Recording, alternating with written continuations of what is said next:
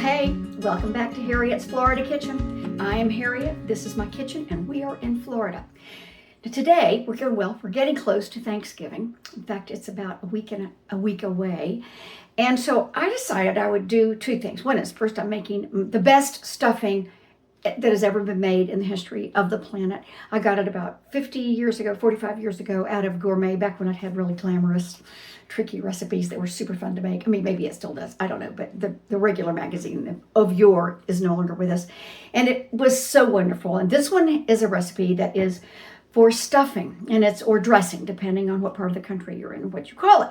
But it is sausage, apple, and prune stuffing, and with a Madeira cream sauce. Now I'm going to show you, first, it's so good.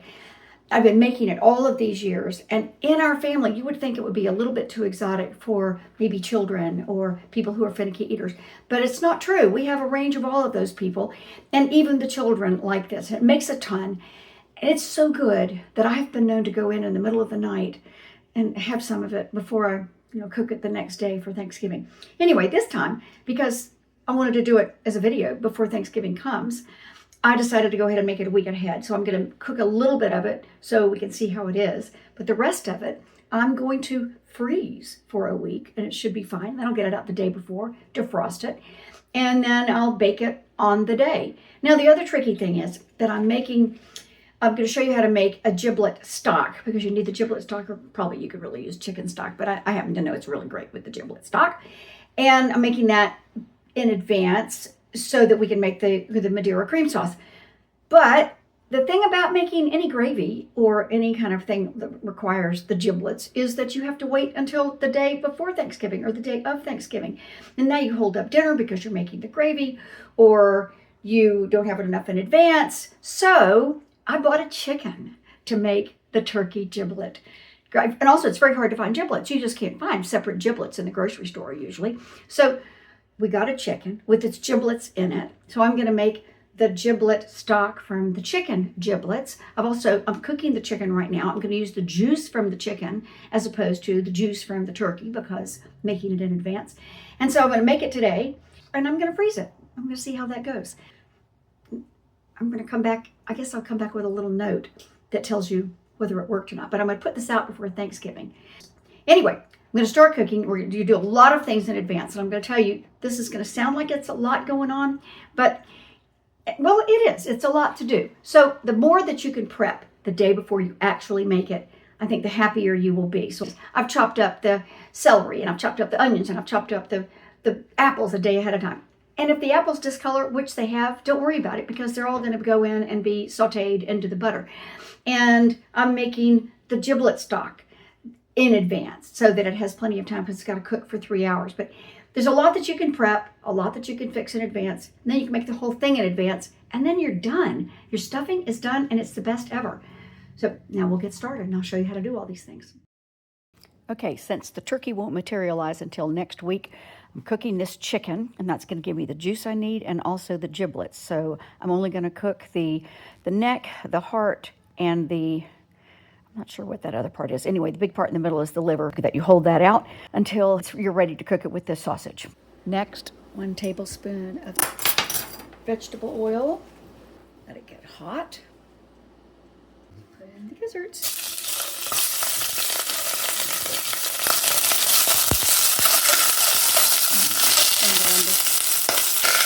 Turn down the heat.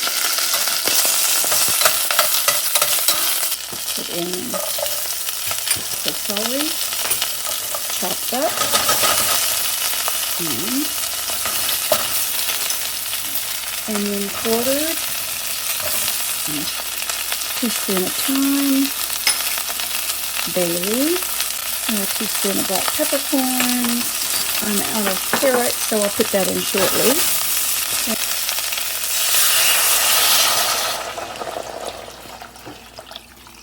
10 cups of water.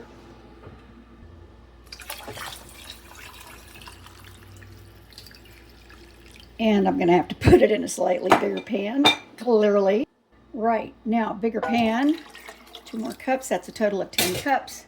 And finally, 1/4 teaspoon of salt. I'll bring it to a boil since I got a new pan. and then I'll simmer it for 3 hours. Well, in sort of an incredible breakthrough, I was measuring out the 10 cups of bread that I had bought from Publix, and I got them to pre-cut them, and it took me a minute to realize they'd already toasted them. So if you can get them pre-toasted, that's just an incredible breakthrough in your timing. But otherwise, if you cannot, then you cut enough day-old French or Italian bread into 1/2 inch squares to measure 10 cups in this case because I'm doubling the recipe. Spread it in a jelly roll pan and toast it in a preheated oven of 325 degrees Fahrenheit for about 20 to 30 minutes or until it's crisp and lightly golden. But as you can see, it looks great, so I don't have to do that. One step down. Now to macerate the prunes in Madeira for 2 hours. Put in 12 ounces, no, not 12 ounces, yeah, 12 ounces of chopped pitted prunes. Obviously, they have to be pitted before you chop them. It's a very big pain to chop them, no question. So if you can get them already pre-chopped, do. And then a cup of Madeira. And we're going to macerate that for a couple of hours. Just let it sit aside.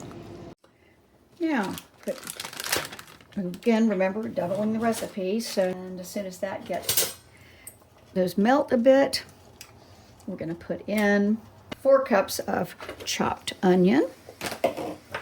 Already measured out. Remember, I told you to do some of this in advance. You'll be happy. About those are on just above medium heat. And we're going to cook them for about 5 minutes till they get a little bit softened. And then I told you that I chopped up my Granny Smith apples. I've got 4 cups of those. Chopped them up in advance. Don't worry that they're kind of brownish because they're going to saute and they'll look fine. So those cook for another 5 minutes. And I put 4 cups of celery in. And those will all cook. Now I turned the heat up a little bit higher to get it going. And now I've got it turned down to kind of, if high as a 12, and this is an 8. That's going to cook another 5 minutes until the celery is soft.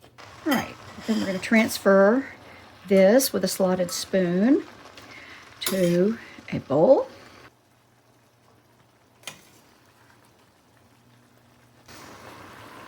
And then we'll put 3 pounds of bulk sausage. Remember, this would only be 1.5 pounds if you were doing it as a single recipe. And I use the medium because we have plenty of people who don't really like hot sausage. So if you want to go to hot sausage, you can. But this is, and then you just sort of chunk this up because it's going to be like ground meat. So not solid or patties or anything like that. And we're also putting in chicken liver. And we're going to chop those up at the same time with the sausage. We're going to cook them until they're just cooked, but not particularly brown, just until they're lightly colored. Make sure you get the liver really chopped up. A lot of people, like me, don't like liver.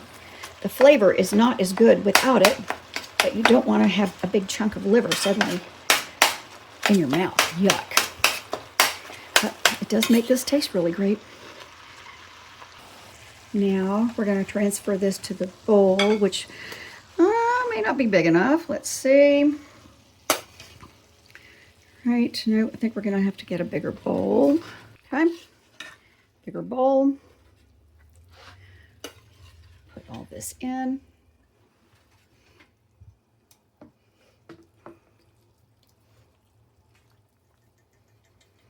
Okay, and now we're going to put in 4 tablespoons of minced fresh sage, or you can use 2 teaspoons of dried, 2/3 cup of chopped parsley leaves, and I used the curly, it just seems easier to me.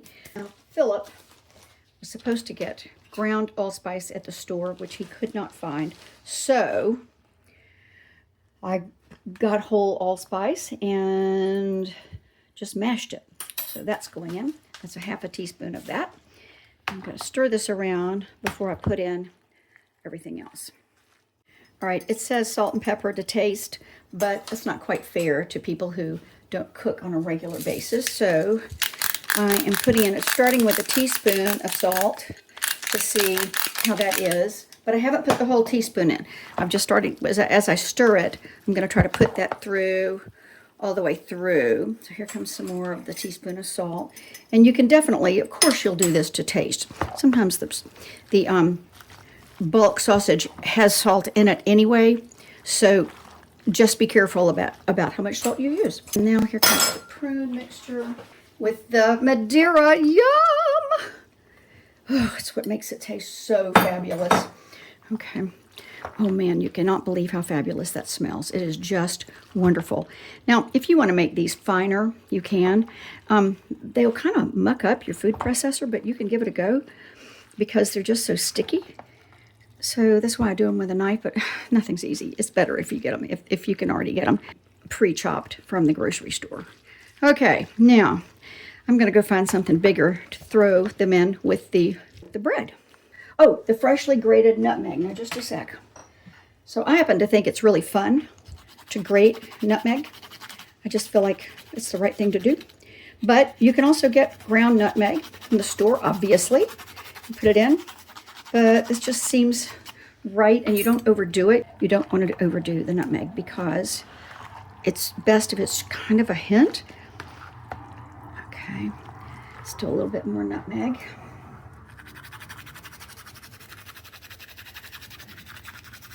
My friend Bobby basically goes, okay, do it like this. But I do like a little more nutmeg than that. Okay, now let's stir this in. And now to find a bigger pan for the bread. Okay, I found the perfect bowl. Wedding present from 49 years ago from Dudley and Nancy Clendenin. So first we put in the bread and 10 cups of it, which we didn't have to bake ourselves. Wonderful. Okay, and put in all this great stuff. Yum. Okay. Oh, so good. Okay. Oh, and it smells amazing too. Wow, is it good? Okay. And probably would be better if I used my hands, but it's kind of hot. And then once we get it stirred up, I'm going to let it sit so that it cools before I start putting it into the casserole dishes. And what I'm going to do is put it in, normally I would put it in 2 big casserole dishes, like 9 by 12. But because I want to do part of it and cook it so you can see it, I'm going to do 1 big one and I'm going to do 2 small ones and then cook just one of those. And as I said, I'm going to freeze the rest. We have to serve 20 people and there'll be lots of other things because everybody's bringing something. My sister-in-law is doing the turkeys, so that's why I didn't have them on hand to use the giblets, but I think this is going to be just fine. As a matter of fact, I have the giblet gravy going, the giblet stock cooking down finally, its final bits right now. Okay, that is looking pretty fabulous. Oh, look how pretty that is. Wait, I'll give it a break and let you see. Look how really beautiful that is. Oh my gosh, I think it is just fabulous. And you just can't even believe how wonderful it is to taste. I won't taste it quite yet, but man, is it good. Nice and shiny. And you can smell the Madeira, you can smell the spices. Woo, yum. Now we're going to strain the giblet. Notice I finally got the carrots in. Through a strainer, and let's see how much we have. Ooh, 4 cups, that's just about right. Okay, perfect. We cooked that down for about 3 hours. And then the next thing to do is on that same pan, I'm going to put the juices from the chicken, which of course if you had it from the turkey, that would be great. If you don't. Now I'm going to add another cup of Madeira. Now this case I'm not doubling or tripling or anything the recipe because this is for the gravy and it really makes just ample. So I'm going to pour that in, and then if we had turkey bits, I would be scraping it down and from the bottom and deglazing, but we don't. So I'm going to bring it to a boil and I'm going to reduce it by half in this saucepan. The whole thing is about 1.5 cups because I measured it because I never can be sure. This does have measuring on the pan, but it doesn't go quite low enough. So as soon as it gets down to 3/4 cup, then I will add the giblet stock and then we'll reduce it some more. It's just down to about 3/4 cup, a little bit more. Okay, let's do about 3/4 cup, I bet. Yep. That's good. Okay, back in the pan. Now 3 cups of giblet stock into the pan, and we're going to reduce that to about 2 cups on high heat. All right, got it down to 2 cups. There we go. Okay. All right. Back into the pan, and now I'm going to add 3/4 cup of heavy cream. Ooh, doesn't that look good? Now, this is going to be a real experiment because we are going to reduce it. Well, this is not the experimental part. We're going to reduce it to 2¼ cups. And normally, you know, I would be serving it right then. But it's not until next week. And I can't put it in the refrigerator. So I'm going to freeze it once we get it down. I'm going to cool it once we get it down to the right amount. I'm going to freeze it, and then I'm going to defrost it next week. And we're going to really, really hope this works. Now, I will have already published this, but I'll make a note to say whether or not you can freeze it or not. Okay, let's let this come to a boil. Well, it's already boiling, and let's bring it down to, reduce it to 2¼ cups. All right, let's see if this is the right amount. Okay, is that 2¼ It is. Now I'm going to stir in 4 teaspoons of arrowroot into 1/4 cup of cold water. Stir that up, and now pour that in to the sauce, and then simmer it for 5 minutes, and then we'll be ready. Okay, look how beautiful they are. Turns out I was able to get this one into an 11 by 15 and this one into a kind of an 8 by 10, something like that. And I don't think I'm going to bake these for you because I happen to know from doing this before that they are just about the same. I mean, they're going to be, the thing is, everything's cooked before you put it in the oven. So you're only putting it in the oven really to heat it up. And if it turns out to be a little drier than you want, when you finally get it out, you put a little chicken stock or something like that in. I'm afraid we're through with the giblet stock. We've used all of that up. So let me serve a little plate and you'll see what it looks like. All right, now this is what it looks like, which is, you have to admit, beautiful. And then I'm not putting it into its gravy boat yet, but I'm going to put this gravy on it, the Madeira Cream Sauce, and all right. Oh.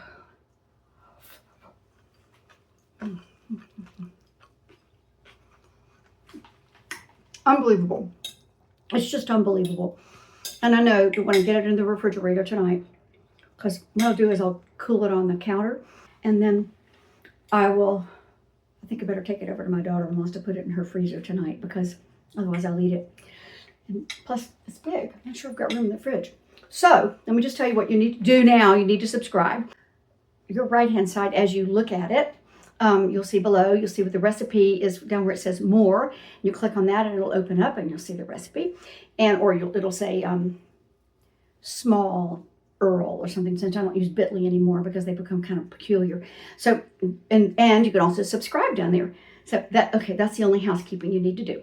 So thank you very much for watching Harriet's Florida Kitchen again. I hope you have a great Thanksgiving. And by the way, there's going to be one more thing that's going to tell you. It's going to be turkey divan to show you how to use leftover turkey. That's coming in a few days. So be on the lookout. Okay, thanks for watching Harriet's Florida Kitchen. Bye-bye.